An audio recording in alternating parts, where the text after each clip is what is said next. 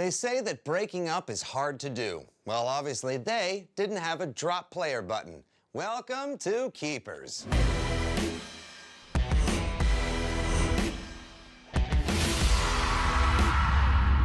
Hey, your friends, Nick Stevens here, minding the throne once again for Matt Ufford.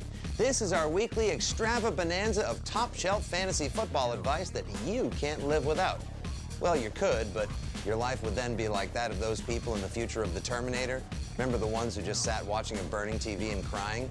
You don't want that. So, let's get going with starts and sits. Start Andrew Hawkins. Sadly, Jordan Cameron suffered his third concussion in 2 years last week, and his targets are going to have to go to someone, and it's likely Andrew Hawkins, who's been targeted twice as much as anyone else on the Browns. And versus a 30th-ranked Tampa pass D, their pain, your gain. Sit Wes Welker. And no, not because I'm a Pats fan and I still have a broken teenage girl's heart over Welker leaving the Pats. Listen, Belichick will do everything short of sticking his foot out like Mike Tomlin to make sure number 83 doesn't beat him. He had but 4 catches for 30-some-odd yards in each of their games last year. Emmanuel Sanders is in breakout mode, and oh yeah, how could you leave Tom Welker, you friggin' traitor? Start Alex Smith. Dude is on a roll of late, with a QB rating over 100 in 4 of his last 5 games, 8 touchdowns to just 1 pick.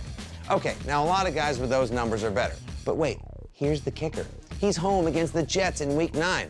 The Jets just gave up over 40 points to Kyle Orton and the Bills. Their secondary has allowed 22 touchdowns and has but a single interception. The Jets secondary actually has seagulls flying over it. They're such garbage. Sit Chris Johnson. Johnson only has 340 yards from scrimmage through 8 games. Chris Ivory is obviously the better back for the Jets over CJ2K, which is kind of like saying cold eggs are the better option for breakfast over stale cereal. But neither are appetizing in a game where the Jets face a Chiefs defense at home that has not allowed a score on the ground this season. Oh, but wait, the Jets are starting Michael Vick this year, so, oh, no. Start Greg Jennings. He's slowly developing a nice little rapport with Teddy Bridgewater, whenever Bridgewater actually throws it to his own team. And if you're in need of some wide receiver or flex help, Jennings might be a nice little plug and play against a Washington defense that allows over 2 touchdown tosses a game and is also coming off the short post-Monday Night Football turnaround, the big emotional win in Dallas. Maybe he'll score a long one and then you can be like, Greg Jennings. Sit Darren McFadden. He's on track to have the 2nd best season of his career, champagne popper, which is little consolation to people that used a first-round draft pick on him 4 years ago. Anyway, he's in Seattle. They're finally home again. They're angry. It's going to be loud. So expect the DMC here to stand for Aaron's meager carries or Donut Missile Command. Hey, whatever floats your boat. Okay, last week it was a bit of a mixed bag here on the program. Our sits, Brandon Oliver, Joe Flacco, and Lamar Miller, did a whole lot of what Jim Mara calls diddly-poo. But our starts, Jordan Reed, Ryan Tannehill, Jerick McKinnon, also members of the Mad Brigade as well. Tannehill was the biggest bummer of the bunch. 196 yards, 1 touchdown, 1 INT against Jacksonville. You know, the next time I eat something and it's less than I expected it to be, I'm just going to be like, ugh, this is so Tannehill. Buy low on Mike Wallace. A receiver once tagged as a one-route running deep threat has suddenly become Ryan Tannehill's short field end zone go-to guy. No other Dolphin receiver has more than a touchdown, and while Jarvis Landry has potential, Mike Wallace has stats and his quarterback's eye. He keeps it right here in his pocket. It's creepy. Sell high on Nick Foles.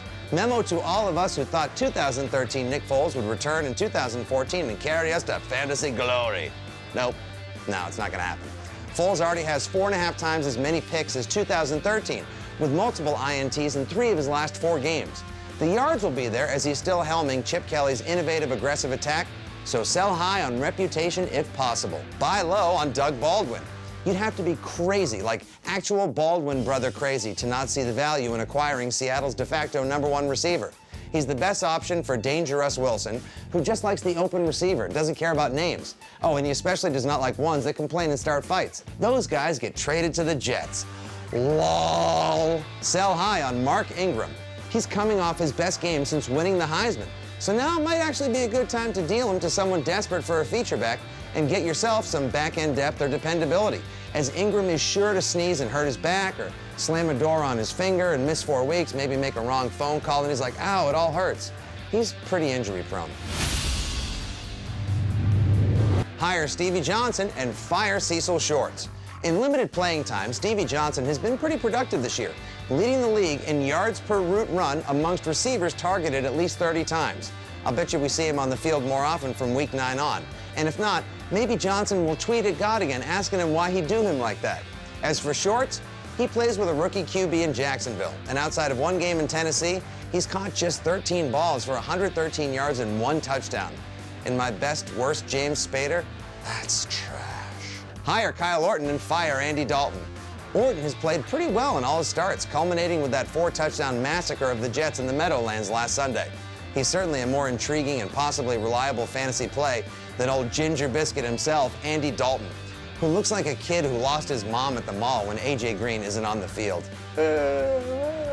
And there we have it. For continued advice, visit SB Nation Fantasy, check out War Room, or ask your wife or husband for help.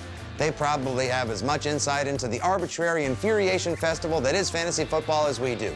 Also, make sure to check out Origins, a new series premiering November 3rd, only at SBNation.com.